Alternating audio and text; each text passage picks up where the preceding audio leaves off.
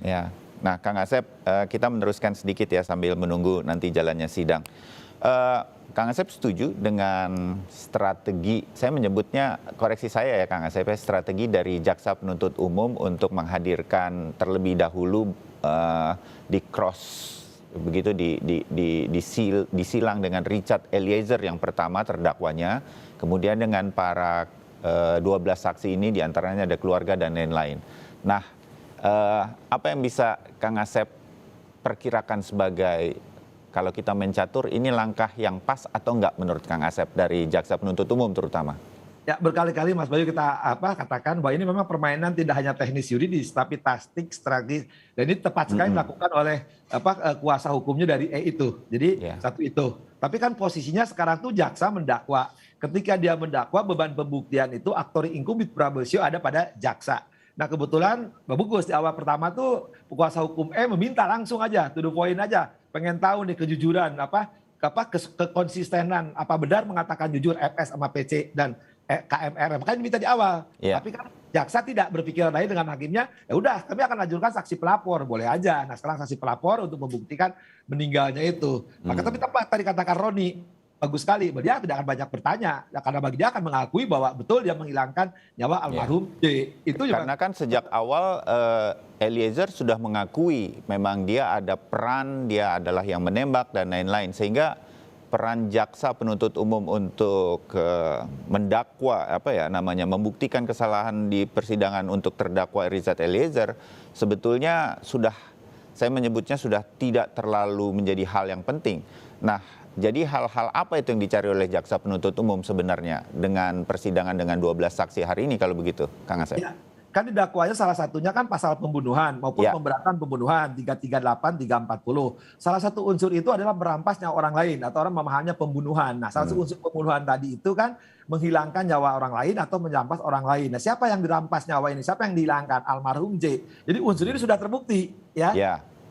Tapi kan ini karena ada penyertaan 55 maupun 56, ya. Nah, didakwa 55 ini untuk ini ya sebagai pelaku, ya. Dia melakukan.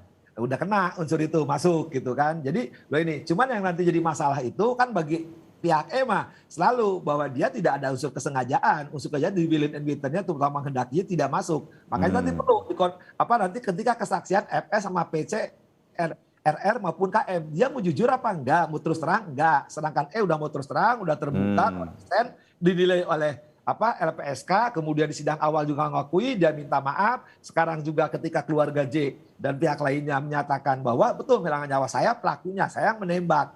Cuman kan pertanyaan berikutnya, ternyata luka tidak hanya 1, 2, 3 kali, ada luka lain. Nah ya, dibutuhkan kejujuran saksi nanti FS sebagai saksi. Apakah dia menembak apa enggak? Atau akan tetap berpegang kata-kata dihajar atau enggak gitu kan. Padahal sebelumnya ada pengisian peluru itu ya, kemudian perintah ayo tembak, tembak, tembak. Nah itu juga nanti. Ya, tapi sekali lagi, itu nanti hakim yang menilai. 185 ayat 6 itu kesesuaian alat kesaksian satu dengan yang lainnya, dengan barang bukti dan latar belakang dari kesaksian. Nanti kan FS, PC itu sebagai saksi. Karena terdakwanya di sini adalah Oke, terbayang Kang Asep. Nah, kita pagi ini juga sudah kehadiran satu narasumber lagi, Bung Martin Lukas Manjuntak. Salah satu anggota kuasa hukum dari keluarga Brigadir Joshua. Bung Martin, selamat pagi. Selamat pagi Mas Bayu, selamat pagi Pak Asep. Selamat pagi Mas Martin, sehat selalu, semangat selalu Mas Martin. Ya. Horas.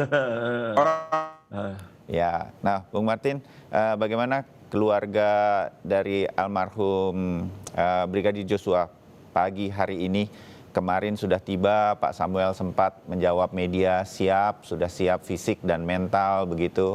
Nah, bagaimana hari ini? Semua dalam kondisi siap ya untuk menghadapi sidang yang mungkin nih memang tidak akan sebentar begitu, harus menunggu dan lain-lain. Bung Martin? Iya, betul Mas Bayu. Memang persiapan itu sudah dilakukan jauh-jauh hari ya. Jauh sebelum datang ke Jakarta, di Jambi kami sudah memberikan arahan bahwa nanti pada saat persidangan apa sih yang dilakukan ya.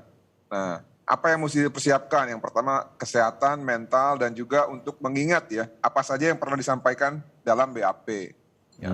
Nah, yang disampaikan itu nanti tidak boleh dari apa yang sebenar-sebenarnya ya, tidak lain daripada yang sebenar-benarnya. dan mereka nanti akan disumpah. Ya. Jadi setiap kesaksian di depan persidangan itu akan dipertanggungjawabkan. Nah, mereka memang khususnya keluarga ya sudah siap karena memang tidak ada yang ditutupi. Semua yang mereka sampaikan adalah yang mereka ketahui, yang mereka lihat sendiri, dan yang memang mereka alami. Nah, namun kan memang dalam jenis-jenis saksi yang ada di 12 orang ini kan beda-beda ya peranannya ya Mas Bayu. Iya. Seperti Kamarudin Simanjuntak itu adalah sebagai saksi pelapor. Ya. Lalu orang tuanya dan adik-adiknya, khususnya 2 orang adik perempuan dan kakaknya ini ya, ini adalah bisa dibilang saksi kronologis. Ya. Lalu kalau adik yang laki-laki yang bertugas di mana Yanma, Ya. bisa dibilang semi-semi saksi fakta juga karena ada hubungannya antara peristiwa-peristiwa yang tidak langsung yang diketahui oleh adik dari almarhum. Oh, begitu. Nah, lalu Oke. ada 2 orang lagi dari RSUD Sungai Bahar ya, petugas formalin. Ini kan mereka terkait nanti keterangannya mengenai luka-luka yang mereka lihat pada saat pembukaan jenazah ya, jenazah dan peti pada saat itu. Ya. Lalu ada 3 orang tantenya juga, ini juga terkait luka-luka dan juga peristiwa pada saat dihalang-halangi ya, tidak boleh melihat jenazah. Nah, yang paling penting di sini sebenarnya bisa dibilang direct evidence juga atau saksi langsung karena merupakan satu petunjuk ya terhadap adanya perencanaan pembunuhan jauh sebelum direalisasikan pada tanggal 8 Juli. Nah, ini adalah kekasih dari almarhum. Jadi memang jenis saksinya ini setidaknya ada 3 ya, ada 3 tipe. Ya. Walaupun memang mereka bukan saksi fakta seperti saksi mahkota yang nanti akan memberikan keterangan pada saat persidangan ya. 5 orang terdakwa yang sekarang sedang mempertanggungjawabkan perkaranya di Pengadilan Negeri Jakarta Selatan. Demikian Mas Bayu. Ya, terbayang Bung Martin dan Kang Asep. Saya jeda sebentar untuk kemudian kembali dan kita kembali lagi untuk mengomentari menjelang jalannya sidang pada hari ini.